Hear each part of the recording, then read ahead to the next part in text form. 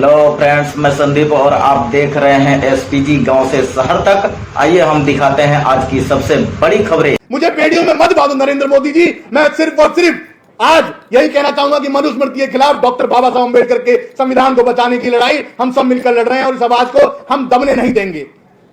जुल्म के साए में लब खोलेगा कौन? अगर हम भी नहीं बोलेंगे तो सच बोलेगा कौन? भारत सरकार मीडिया के दुश्मन नहीं है। जो लोगों को लगता है, जो बहुत सिंप्लीफिकेशन हो रहा है, भारत सरकार मीडिया का दुश्मन नहीं है। 15,000 लगभग 15, कोई गलत ना हो तो एक मतलब बड़ा एक बजट आया है लगभग, जरा देखिए उसको। मैं अभी साथियों, ये जो नरेंद्र मोदी सरकार है ये क्या करना चाहती है? ये यही करना चाहती है जो आज मैंने ये रवैया अपनाया हुआ है। ये चाहती है कि हमें बेड़ियों में हमारी आवाजों को बंद कर दिया जाए। ये चाहती है कि देश के अंदर से दलित, पिछड़े, आदिवासियों की आवाज जो उठा रहे हैं उनको बंद कर दिया जाए। ये चाहते हैं कि देश के अंदर अगर हम जैसे लोग ट्विटर अकाउंट अगर अपना बना के 4, 5, 6 साल में तैयार करते हैं और तमाम गरीब मजलूमों की आवाज उठा रहे हैं, तो साथियों एक रात को मैसेज आता है 19 तारीख को और 1:52 पर बिना किसी नोटिस के, बिना किसी सूचना दिए हुए अकाउंट को इंडिया में विदहेल्ड किया जाता है। मैं भारतीय होने के नाते क्या भारत में नहीं बोल सकता? क्या मैं भारतीय होने के नाते भारत में नहीं बोल सकता? मेरा जुर्म यह है कि मैं मनुस्मृति के खिलाफ डॉक्टर बाबा साहब अम्बेडकर के संविधान की लड़ाई लड़ रहा हूं। मेरा जुर्म यह है कि कहीं अगर दलित पिछड़ों पे जुल्म होता है तो मैं एक ट्वीट कर देता हूं, उसकी एफआईआर तो बेचारे की उस थाने में सुन ली जाती है। मेरा जुल्म यह है कि किसी मुसलमान के साथ अगर अत्याचार होता है तो साथियों में उनकी आवाज बनकर उभरता हूं और बोलता हूं। यहां पर जितने साथी बैठे हैं, आदरणीय संजय सिंह जी, सांसद जी, तमाम जब ये भाषण देते हैं हम लोग इनकी आवाज और तमाम वीडियो वगैरह सब चीजें यहाँ वायरल करते हैं ताकि गरीब मजलूम की आवाज ज्यादा से ज्यादा लोगों तक पहुंचे और उन्हें पता लगे कि आपका एक नेता, आपका एक व्यक्ति संसद के अंदर मौजूद है। आदरणीय शंभू जी बैठे हैं जो कि तमाम दलित पिछड़ों की आवाज उठाते हुए आज अपना एक प्लेटफॉर्म तैयार करा, फेसबुक, उसको बैन कर दिया गया। पॉलिटिक्स तो नफरत के बाजार में एक तरीके से मैं कहूं मोहब्बत फैला रहा तो कह रहा है कि नहीं, नफरत नहीं फैलने देंगे। तमाम जो उल्टे सीधे भाषण, नफरती भाषण चलते हैं उसके खिलाफ पॉलिटिक्स डट के खड़ा रहता है। तमाम लोग, राजीव निगम सर सिर्फ एक मजाक, इस व्यक्ति को मजाक पसंद नहीं है, जिसने पूरे देश का मजाक बना दिया उसको मजाक पसंद नहीं है। तो साथियों मैं अंत में बस यही कहना चाहूंगा कि 7 साल की मेहनत है, जो मेहनत बस इसलिए है कि एक गरीब दलित परिवार का लड़का मैं सिर्फ और सिर्फ आगे आकर गरीब दलित पिछड़ों की आवाज उठा रहा हूं और कह रहा हूं कि मुझे बेड़ियों में मत बांधो। मुझे बेड़ियों में मत बांधो नरेंद्र मोदी जी। मैं सिर्फ और सिर्फ आज यही कहना चाहूंगा कि मनुस्मृति के खिलाफ डॉक्टर बाबा साहब अम्बेडकर के संविधान को बचाने की लड़ाई हम सब मिलकर लड़ रहे हैं और इस आवाज को हम दबने नहीं देंगे। जुल्म के साए में लब खोलेगा कौन? अगर हम भी नहीं बोलेंगे तो सच बोलेगा कौन? नमस्कार, जनता लाइव देख रहे हैं आप और मैं हूं आपके साथ पूजा। इन्हीं साधारण इंट्रोज के साथ हम अपनी वीडियो बनाते हैं। कोशिश हमेशा ये होती है जनता लाइव की कि उनकी आवाज बन सके जिनकी आवाज नहीं सुनी जाती, और ये आप हमारी वीडियोस को देखकर बहुत ही आसानी से समझ सकते हैं।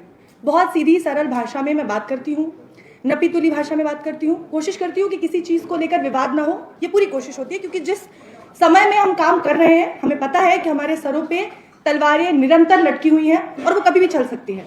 हमारे सर पे ये तलवार बिहार चुनाव से पहले चली थी और हमारा फेसबुक पेज जो है वो इंडिया में रिस्ट्रिक्ट कर दिया गया था। जो भी पॉलिटिक्स के साथ हुआ है, नेशनल दस्तक के साथ हुआ है, हमारे साथ ये काफ़ी पहले हो गया था, बिहार इलेक्शन से ठीक पहले, और हमें बिहार इलेक्शंस के लिए निकलना था।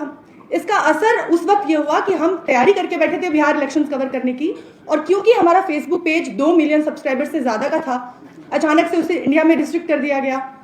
और सीधी तौर पर आप समझ सकते हैं कि वो एक तरीके से आपके पेट पर लात पड़ती है।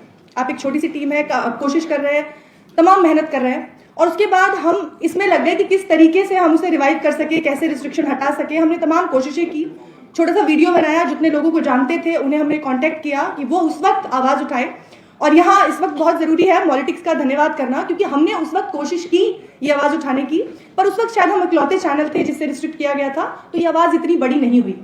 आज जब लोगों के आपस में एक साथ ऐसी सिचुएशन आई है, और यहाँ शायद सरकार से गलती हो गई कि एक साथ ये 3-4 बड़े चैनल उन्होंने बैन करने पर उन्होंने किया, और उसके बाद ये आवाज़ उठकर आई। मुझे लगता है अगर अलग अलग हुआ होता कुछ समय के बाद तो शायद आज भी हम यहाँ ऐसे नहीं बैठे होते। और इस गलती का आज ये फायदा है कि हम नसीहत दे रही है। बिल्कुल नसीहत दे रही हूँ, क्योंकि ये चेतावनी है कि अगर आप कुछ कर रहे हैं तो उसमें भी कुछ ना कुछ गलतियां होगी और उसका फायदा कहीं ना कहीं कुछ ना कुछ किसी ना किसी तरीके से किसी को मिलेगा। और आज जब हम यहाँ एक मंच पर बैठे हैं, अब यहाँ से बहुत कुछ हो सकता है, और जरूरी यह है कि अब जब हम मंच पर आ गए हैं तो इसका पूरा फायदा उठाया जाए। और अब जो कुछ सरकार करने की कोशिश कर रही है, अभी तो कुछ भी नहीं हुआ है, अभी तो कोशिश की जा रही है। 15 दिन का नोटिस दिया गया है। 15 दिन के नोटिस के बाद जो असली रिस्ट्रिक्शंस आएंगे उस पर हमें फोकस करना है। ये जो कुछ हुआ है ये तो कोई बड़ी बात नहीं, हम दूसरा फेसबुक पेज बना लेते हैं, हमने भी बना लिया, हमने भी काम करना शुरू कर दिया, आप भी कर सकते हैं। लेकिन इसके बाद जो कुछ होने वाला है हमें उस पर फोकस करना है, और उसके लिए अभी ये लड़ाई महज शुरू हुई है। आज ये पहला प्रेस कॉन्फ्रेंस है, मैं ऐसा मान के चल रही हूँ। ऐसे हमें न जाने कितने प्रेस कॉन्फ्रेंस करने होंगे और न जाने कितनी ज्यादा मीटिंग्स और कितनी ज्यादा ऐसी लड़ाइयां अभी लड़नी है।